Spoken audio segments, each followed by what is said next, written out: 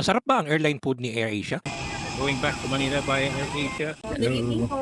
Medyo na late na rin kami papuntang airport, so I decided na umorder na lang ng food sa airplano. Itis Manukan, Bacolod Chicken Inasal, at yung best santan latte nila ang in-order ko. Gusto ko siyang matry dahil kakaiba dahil sa coconut milk. Tara, let's try yung in-order ko kung masarap. Ang bango at medyo mainit-init pa nung dumating. Okay naman yung dami ng portion. Marami rin yung manok at marami rin yung kanin.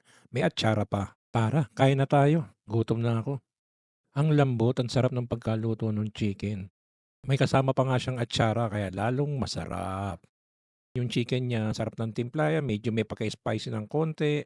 Yung rice, ang sarap-sarap dahil sa chicken oil. Super sulit na to sa 220. Actually, 300 siya if combo yung ordering nyo na may kasamang halo-halo drinks or fizzy raspberry lychee. For the drinks naman, we ordered the best santan latte. Grabe, 1 million sold. 150 lang imbis na milk. Yung latte niya, ginamit niya is coconut milk. Wow, kakaiba to. Mukhang masarap nga. Try natin. Yan, sip-sip. Parang matabang.